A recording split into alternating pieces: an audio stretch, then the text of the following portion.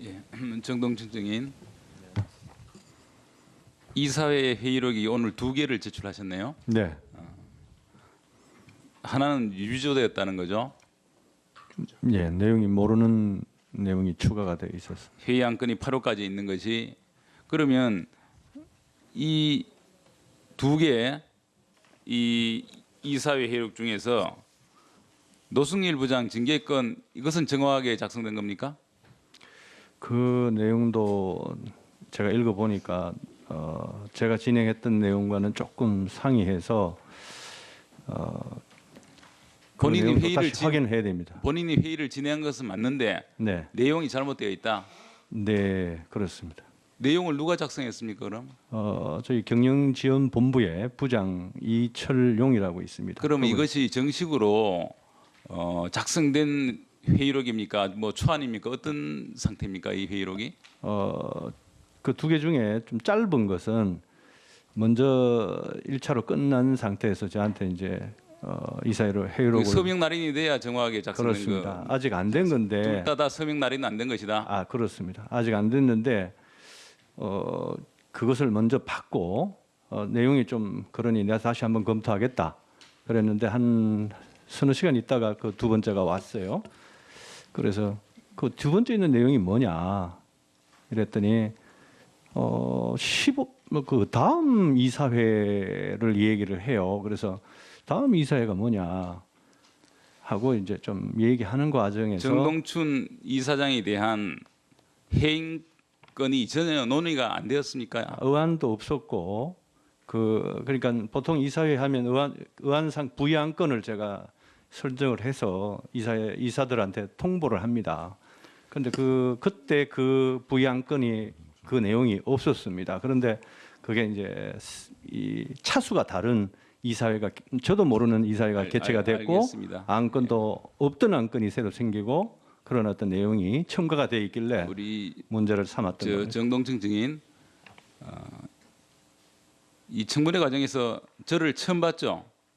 그렇습니다. 이완영 의원 사무실에서 그렇습니다. 유일하게 딱 한번 보셨죠? 네, 그것 때문에 저는 많은 정신적 고통을 겪었습니다. 저도 마찬가지입니다. 제가 정신적 고통을 겪었다는 것에 대해서 나도 마찬가지로 그렇게 대답하실 수 있나요? 그렇습니다. 제가 우리 정동춘 증인이 정신적 고통을 하게 만들었나요? 정동춘 증인은 저로 하여금 정신적 고통을 받게 했지 않습니까? 정동춘 증인 때문에 저는 고통을 받았다고 생각하는데, 저 때문에 우리 정동춘 증인이 고통을 받았습니까? 예, 그렇다고 생각합니다. 저 때문에 고통을 받으셨어요? 그 자리에 이완영 의원님이 뭐 오라고 한 것은 제가 어느 정도 뭐 태블릿 PC 때문이라고 하는 것은 알지만 갔는데 2분이 계실 줄은 몰랐습니다. 그래서 잠깐 다시 한번 그 물어보겠습니다. 부분에서 잠깐만. 제가, 예, 이완영 의원이 불러서 갔는데 네, 네.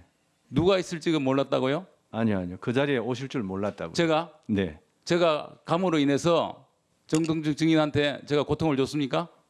그 자리에 오심으로 인해서 뭐 위중교사 의혹도 생기게 됐고 그 이후에 생기는 모든 일들이 저한테는 고통이었습니다. 정동춘 증인, 네.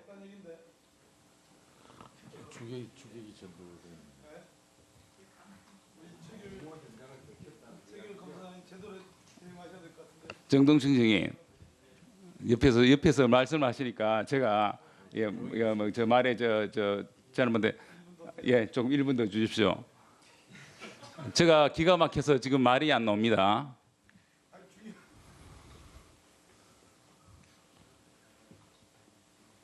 정동춘 증인께서 그 오신 게 제보를 하러 오셨죠? 네? 제보를 하러 오셨죠? 아닙니다. PC에 대해서 얘기하러 오신 거 아닙니까? 그 부분은 예. 12월 4일 날 예. 일요일 날 이완영 의원님한테 예.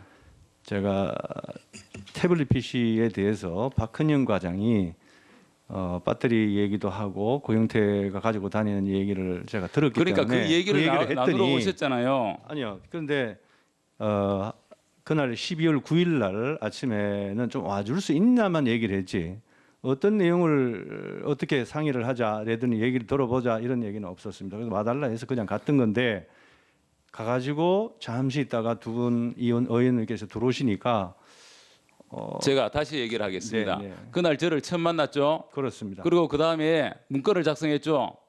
네, 최교일 의원을 무슨 청색으로 표시하는 문건을 작성했지 않습니까?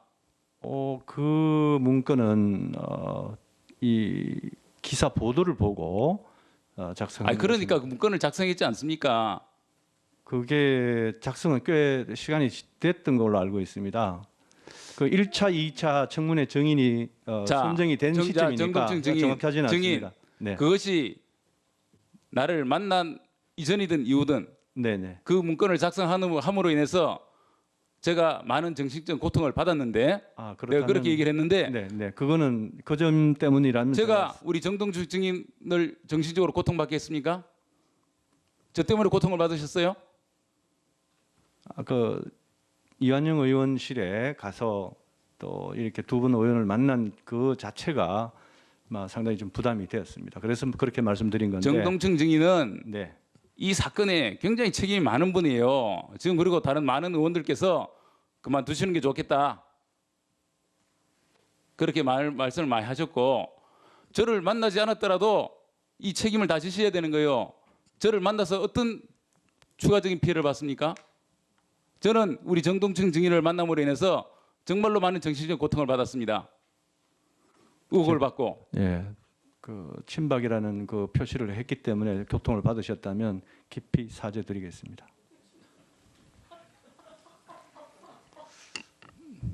하여튼 오늘 제가 이렇게 얘기하는 것은 그런 지금 마지막이라서 막 그런 것도 있었지만 막 그런 것도 이해하고 가겠다는 그런 말씀을 드리려고 했습니다. 그리고 제가 얘기하는 과정에 뭐 다른 증인들께도 우리 특히 남궁건 증인도 오셨습니다만은 우리 남궁건 증인의 그 증언이 위증이 아니냐 사실 저도 100% 진실은 모릅니다. 그러나 특검에서 고발을 했고 막 그것을 전제로 하다 보니까 제가 말하는 것에 있어서도 다소 좀 무례하거나 안 좋은 그런 그 인상을 받으셨을 것 같기도 합니다.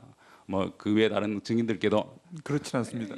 다른 증인들께도 혹시나 막 그런 부분이 있었다면 양해를 바라고 사실 이 저희 청문회가 최순실 청문회인데 최순실이 없는 청문회가 돼서 여러 가지 아쉬움이 많습니다. 그 외에도 정호성, 안봉근 등 많은 증인들이 이제 불출석을 해서 또 출석한 증인들도 불성실한 답변으로 국민들에게 진상을 밝혀드리.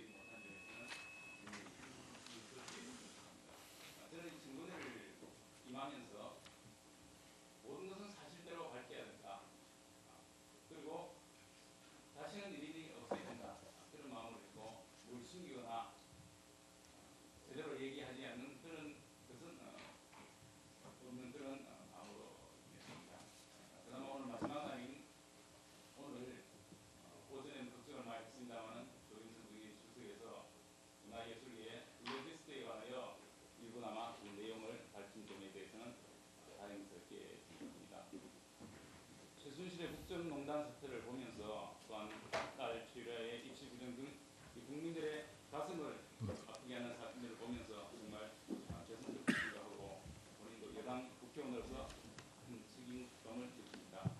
국정조사 기간 내내 정말 마음이 편하지 않았습니다. 앞으로 다시는 이런 불행한 일이 발생하도록 발생하지 않으면 좋았겠고 또 이를 위해서 국회의원으로서 앞으로 최선을 다할 것을 약속드립니다. 이상입니다.